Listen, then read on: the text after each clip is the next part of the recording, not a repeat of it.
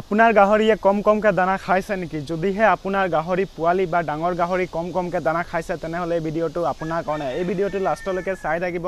মই এই ভিডিঅ'ত বুজাই দিম আৰু দেখুৱাই দিম যে আপোনালোকৰ গাহৰিটো যদি কমকৈ দানা খায় তেনেহ'লে গাহৰিটোৰ অৱস্থা কেনেদৰে হ'ব, আৰু যদিহে এই বেমাৰটো হৈছে, এইটো কমকৈ দানা খাইছে তেনেহ'লে আপুনি কি দৰৱ দি এই বেমাৰটো ভাল কৰিব পাৰিব তাৰ বিষয়ে মই জনাম। তো ভিডিঅ'টো শেষলৈকে চাই থাকিব। তো নমস্কাৰ অসমবাসী ৰাইজ, মই কাপ্তান মাৰ্ডি আৰু আপোনালোকক পুনৰবাৰ মোৰ চেনেলত স্বাগতম জনাইছোঁ। তো মই এতিয়া দেখুৱাই দিওঁ যে গাহৰি এটা কমকৈ দানা খালে গাহৰিটোৰ অৱস্থা কেনেকুৱা হ'ব আৰু এইটো কি বেমাৰ তাৰ বিষয়ে মই ভালদৰে বুজাই দিম। তো ভিডিঅ'টো চাই থাকক। আপোনালোকে এই গাহৰি পোৱালিটোক ভালদৰে চাওক। এই গাহৰি পোৱালিটোৰ মানে হাড় ওলাই গৈছে।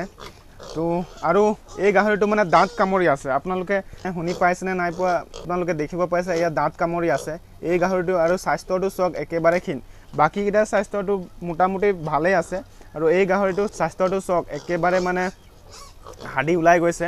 আৰু এইটো কিহৰ কাৰণে হৈছে? এইটো মানে ভালদৰে দানা নোখোৱাৰ কাৰণে হৈছে, আৰু ইয়াৰ পেলু হৈছে, সেইটো কাৰণে মানে ই দাঁত কামুৰি আছে, লগতে গাটো মানে খীৰাই গৈছে। আৰু এইফালে যোনকেইটা গাহৰি পোৱালি আছে এইকেইটাৰ মোটামুটি স্বাস্থ্যকেইটা চব গোটেইকেইটাৰ ভালেই আছে। তো এইকেইটা গাহৰিকো মই পেলু দৰৱটো দি দিম। যদি মই এই গাহৰিটোক সোনকালে মানে দৰৱ নোখোৱাওঁ তেনেহ'লে এই গাহৰিটো নিশ্চয় দানা খোৱা দিনত এৰি দিব, আৰু তাৰপিছত এই গাহৰিটো মৰিও যাব পাৰে। তো মই কিমান কোৱান্টিটিত দিছোঁ আৰু দৰৱটোৰ নাম কি তাৰ বিষয়ে মই জনাই দিম। আপোনালোকে চালে যে গাহৰি এটা দানা খোৱা বন্ধ কৰি দিলে বা গাহৰি এটাৰ পেলু হ'লে দানা কমকৈ খালে গাহৰিৰ অৱস্থাটো কেনেকুৱা হয় সেইটোকে মই দেখুৱালোঁ। আৰু এতিয়া মই দেখুৱাম যে কোনটো দৰৱ আৰু কিমান ml দিব লাগিব সেইটোৰ বিষয়ে মই জনাই দিম। তো ভিডিঅ'টো শেষলৈকে চাই থাকক। দৰৱটো হৈছে এয়া দেখিব পাইছে এলবেণ্ডাজল, এই দৰৱটোৰ নাম।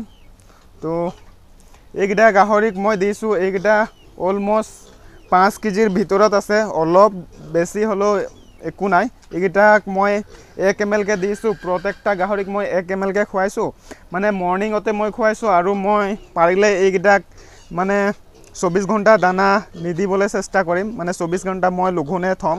মই ৰাতিপুৱা মানে এইকেইটা গাহৰিক দানাৰ লগত মিক্স কৰি অলৰেডি দি দিছোঁ। এইকেইটা গাহৰিক মানে কমকৈ দানা দিব লাগে, যদি আপোনালোকে দৰৱটো দিয়া হয় তেনেহ'লে কমকৈ দানা দিব লাগে। তাৰপিছত পাৰিলে 24 ঘণ্টা ভোকতে ৰাখিব লাগে, কিন্তু মই এইকেইটা সৰু পোৱালিৰ কাৰণে 24 ঘণ্টা মই ভোকতে নাৰাখোঁ। বাকী এইফালে ডাঙৰ যোনটো গাহৰি আছে এইকেইটাক মই 24 ঘণ্টা ৰাখিম বুলি ক'লে পাৰোঁ। তো এইকেইটা মানে 5 কেজি ৱেটৰ আছে, আৰু এইকেইটাক মই 1 ml দিছোঁ। আৰু এইফালে যোনকেইটা গাহৰি আপোনালোকে দেখিব পাইছে এইকেইটা 10 কেজি ওচৰা-ওচৰি আছে। তো এইকেইটা গাহৰিক মই 2 ml দিছোঁ। এইকেইটা বৰ্তমান পেলু হোৱা নাই, দানা মোটামুটি ভালেই খাই আছে, তথাপিও মই এইকেইটা গাহৰিক মানে দি দিছোঁ পেলু দৰৱটো, যাতে আগতীয়াকৈ ডিৱৰ্মিং হৈ যায়। এই গাহৰিটো এতিয়াও দাঁত কামুৰি আছে, দেখিব পাইছে। আপুনি শুনি পোৱা নাই চাগে, কিন্তু দেখিব পাইছে দাঁত কামুৰি আছে। আৰু বাকীকেইটাৰ স্বাস্থ্যকেইটা চাওক, আৰু এইটোৰ স্বাস্থ্যটো চাওক, হাড়ি ওলাই গৈছে, এয়া দেখিব পাইছে।